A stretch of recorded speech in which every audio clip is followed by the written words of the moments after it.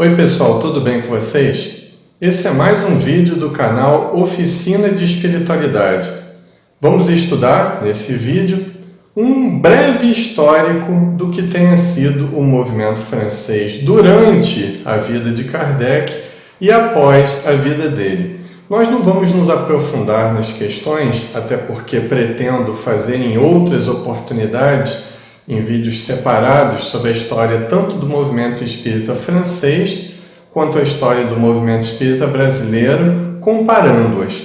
Em outras oportunidades faremos esse trabalho de forma mais aprofundada.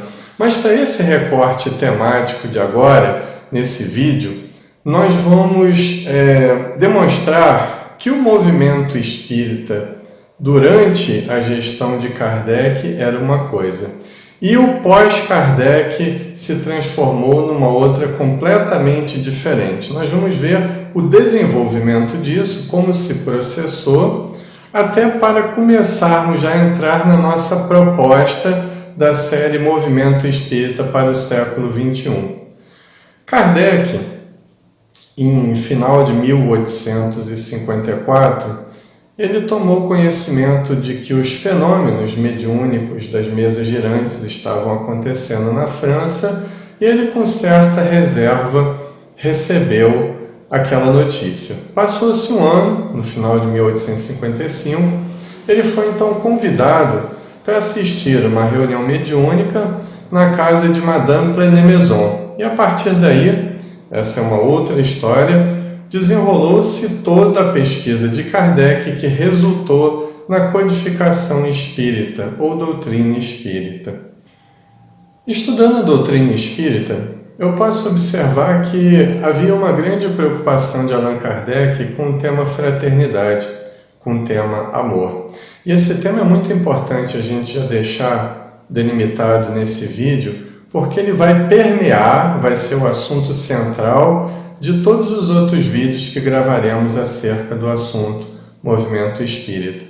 Para entendermos a preocupação, como era grandiosa a preocupação de Allan Kardec com essa palavra chamada fraternidade, eu trouxe aqui um trecho de O Livro dos Médiuns que traduz bem essa ideia do grande mestre. Observemos.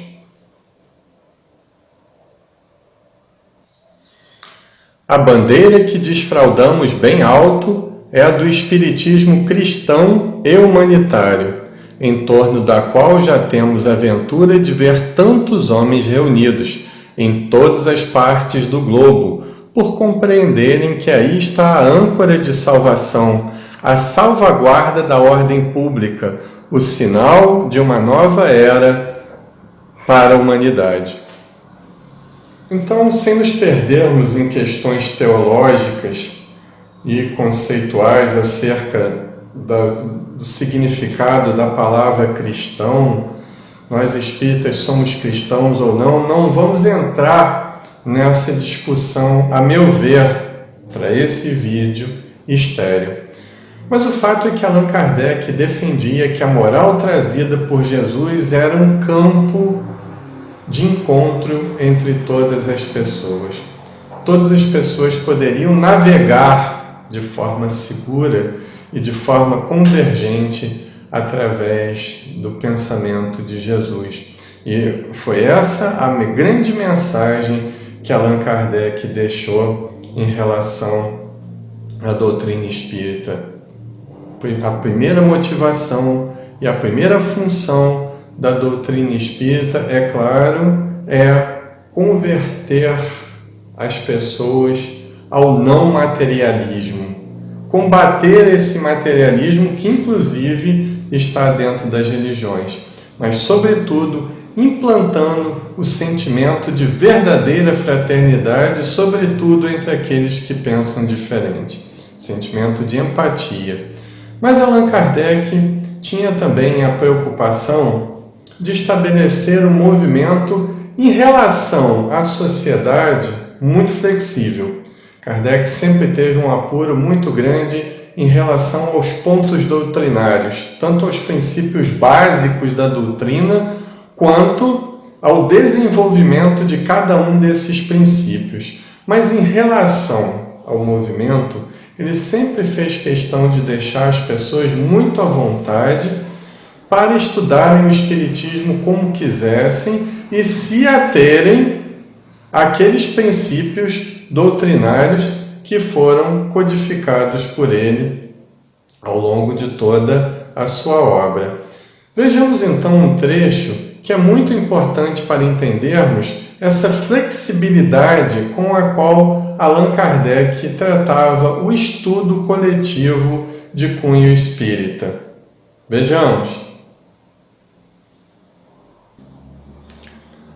Cabe aqui, senhores, uma observação importante sobre a natureza das relações entre a Sociedade de Paris, a Sociedade Parisense de Estudos Espíritas, no caso, e as reuniões ou sociedades fundadas sob os seus auspícios, e que seria erro considerar como sucursais. A Sociedade de Paris não tem sobre aquelas outras autoridade senão a da experiência, mas, como disse de outra vez, não se miscui em seus negócios. Seu papel limita-se a conselhos oficiais quando solicitados. O laço que as une é, pois, puramente moral, baseado na simpatia e na similitude de ideias. Não há qualquer filiação. Allan Kardec, nesse trecho da Revista Espírita de 1862, ele é muito claro a respeito da relação da sociedade fundada por ele com os outros núcleos espíritas que porventura fossem sendo fundados posteriormente a ela. Não é uma relação de filiação institucional, é apenas uma questão de união moral, de uma união para um estudo da doutrina espírita. Aqueles que o procurassem pedindo conselhos, ele os daria, mas não obrigaria ninguém a fazer o espiritismo, ou melhor, o movimento espírita, porque há uma diferença entre movimento espírita e doutrina espírita, que nós vamos ver no decorrer desse trabalho, dessa série, Movimento Espírita para o Século XXI. Então, Kardec deixou muito claro que não havia uma relação de subordinação entre os outros grupos, inclusive familiares que fossem sendo criados, e a sociedade parisense. Esse era um traço importantíssimo no pensamento de Allan Kardec, na personalidade de Allan Kardec. Ele não era nem um pouco totalitarista. Ele não tinha uma tendência ditatorial. Ele não queria sobrepujar a liberdade de consciência e de pensamento de quem quer que seja. Liberdades essas que estão muito bem delimitadas em O Livro dos Espíritos.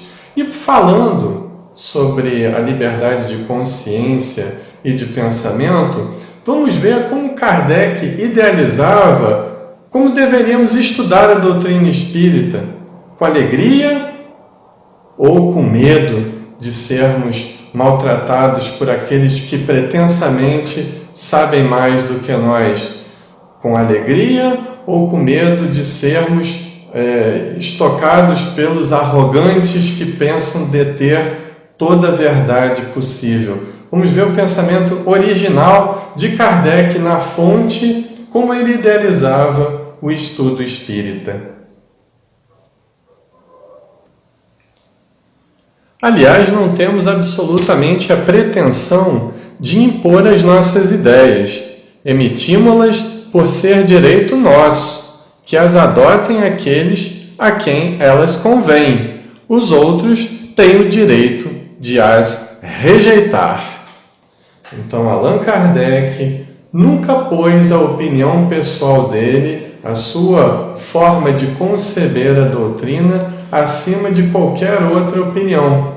Apenas ele estabeleceu uma metodologia na qual estava contida um controle universal do ensino dos espíritos, aquilo que era de comum acordo entre a maioria deles. Daí é que puderam resultar os princípios básicos da doutrina espírita e seus afluentes, que ainda estão em desenvolvimento na época atual. Precisamos saber muito mais do que está na obra de Kardec. Veja bem que não estou dizendo que Kardec está ultrapassado, pelo contrário, nós temos que estudar Kardec urgentemente, nos aprofundarmos cada vez mais nessa obra magnífica. Mas como ele mesmo diz, o Livro dos Espíritos continha os princípios da filosofia espírita, e Allan Kardec na Gênese também deixou muito claro que a doutrina espírita tem um aspecto progressivo. Ela cresce junto com a sociedade, ela cresce junto com a ciência, com a filosofia e também com a noção de ética, conforme vai se aprimorando nesse meio social. Então, Allan Kardec deixou muito claro que nós temos a liberdade de adotar as ideias espíritas ou não. Agora, temos que ter a identidade intelectual, a honestidade intelectual o suficiente, melhor dizendo, para não misturarmos princípios estranhos à doutrina espírita com o que Allan Kardec, de forma tão magistral, deixou para a gente a partir de 1857.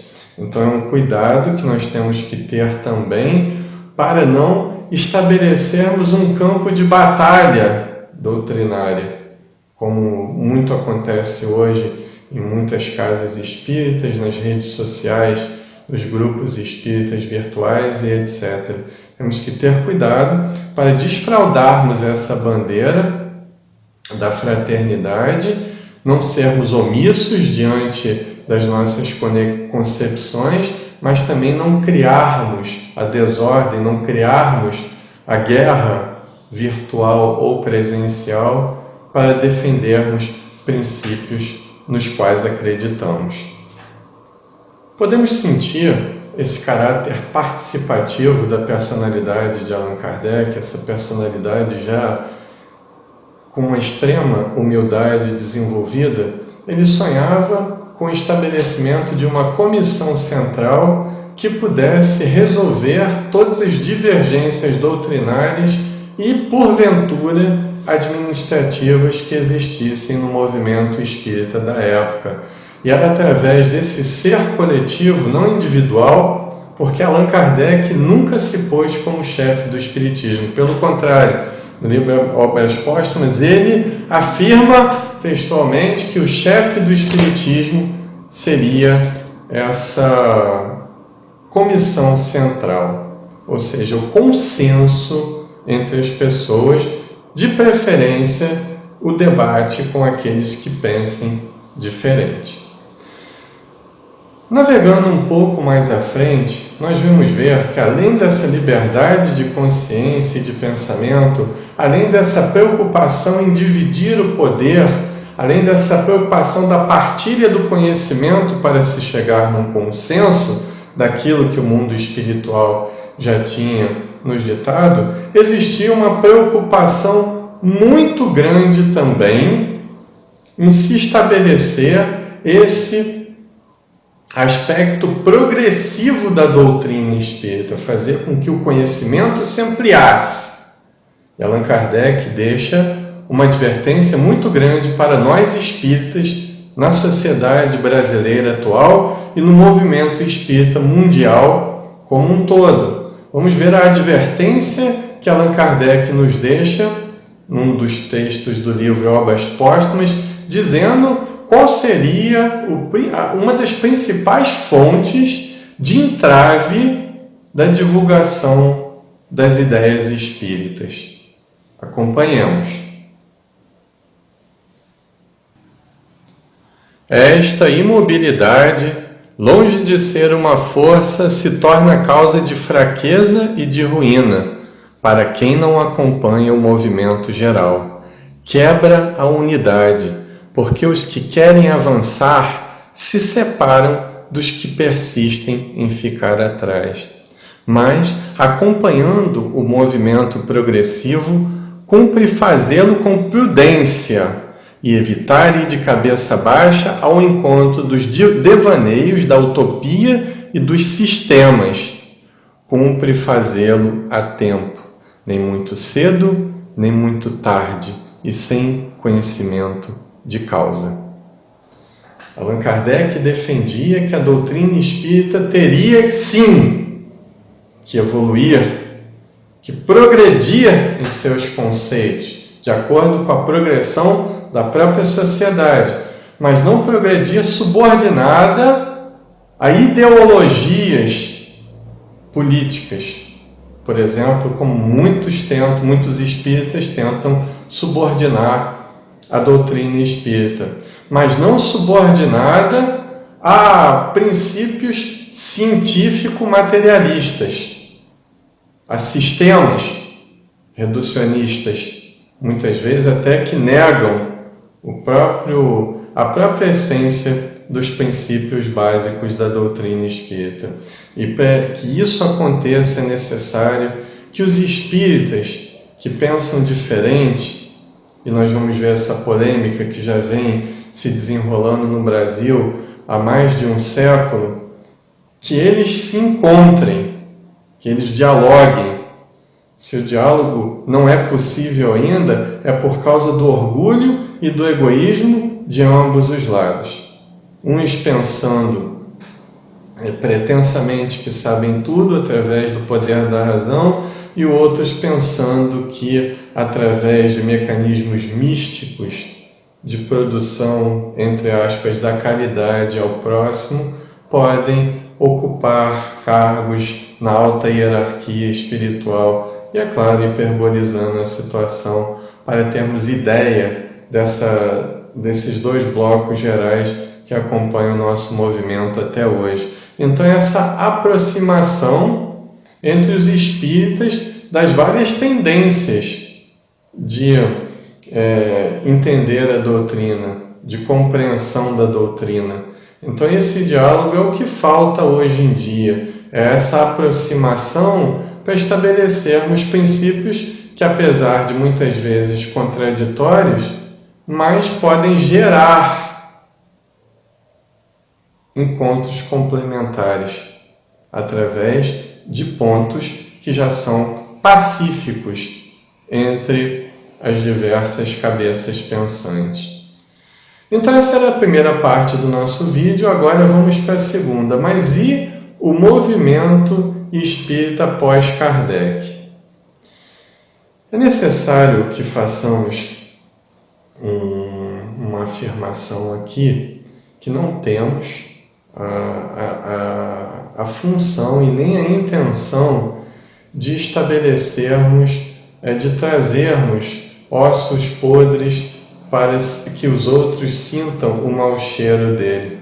Agora, precisamos restabelecer ou estabelecer uma história do movimento espírita que não seja tendenciosa, como muitas vezes é apresentada até hoje.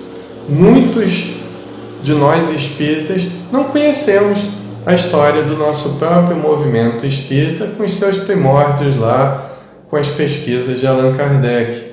Não conhecem como foi se desenrolando os fatos e como esse movimento ele pôde então perpassar da França para o Brasil.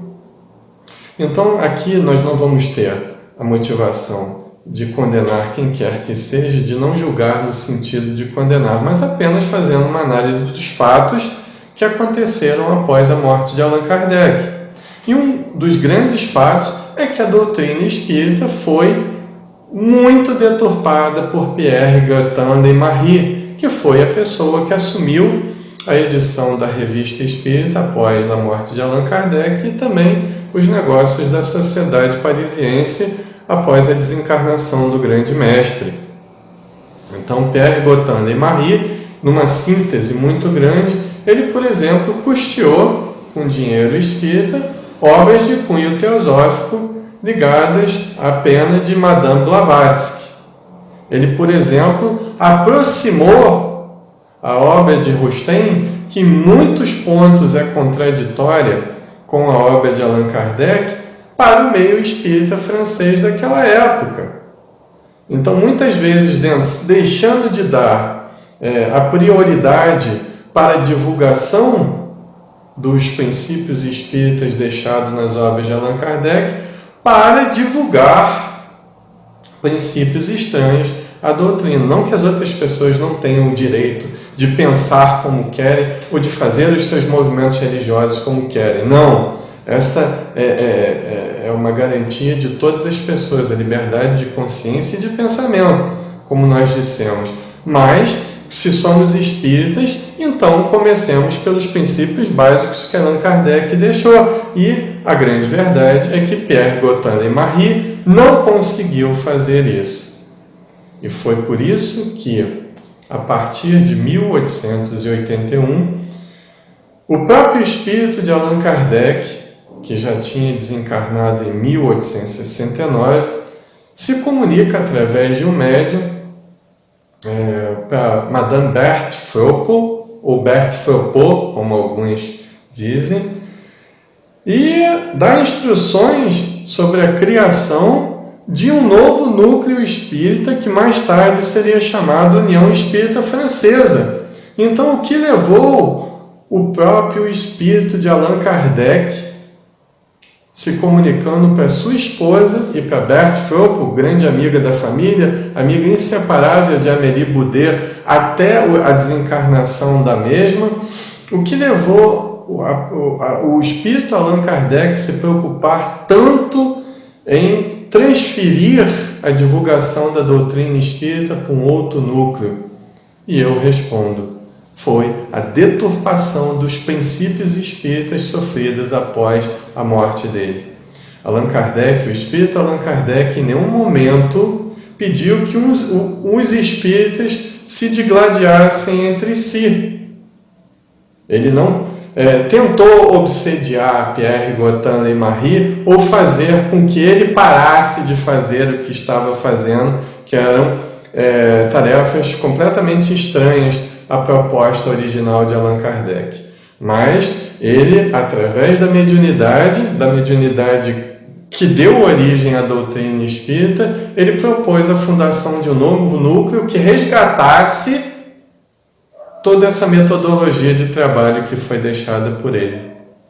Em 24 de dezembro de 1862, foi formada a União Espírita Francesa, tendo como primeiro presidente Gabriel Delany e como vice-presidente a própria Berthe Froeppel. Aliás, uma obra interessantíssima para todo espírita que queira entender o movimento espírita pós-Kardec e a proposta original que foi se perdendo aos poucos. Madame Berthe Froeppel, no livro Muita Luz.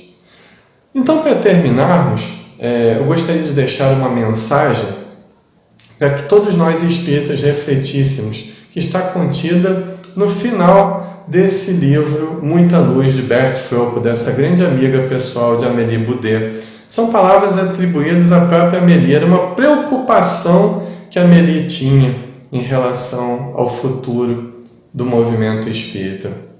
Vejamos e reflitamos com bastante carinho nas palavras de Amélie. Se o espiritismo transformar-se em uma religião, nós não seremos mais do que uma seita, e a doutrina, esta bela filosofia, perder-se-á. Então, essa reflexão, nessas palavras de Amélie Boudet, é que nos basearemos em todos os nossos encontros sobre o movimento espírita. Até que ponto nós temos privilegiado apenas essa preocupação com a aquisição da ética e da moral e esquecido as outras vertentes da doutrina espírita. Serão os motivos de debate futuro. Nesse vídeo nós vimos, ainda que de forma sintética, como falamos, uma visão sobre o movimento espírita francês. No próximo vídeo, ainda continuando com esse histórico, nós vamos ver como foi feita essa transposição. O movimento espírita francês não deixou de existir de uma hora para outra, mas ele foi progressivamente se enfraquecendo, e ao passo que o movimento espírita no Brasil foi se ampliando de uma forma bastante diferente em relação ao movimento espírita francês. É o que nós vamos ver no próximo vídeo. Se você gostou desse vídeo, curta o nosso canal, dê um like, compartilhe o nosso vídeo, faça seus comentários para o nosso canal crescer. Se você não é inscrito ainda, inscreva-se no nosso canal e aperte ali o sininho ao lado do botão de inscrição, a fim de que você possa receber informações sobre novos vídeos. Demais, tenho que deixar para todos o meu muita luz, muita paz e bons estudos.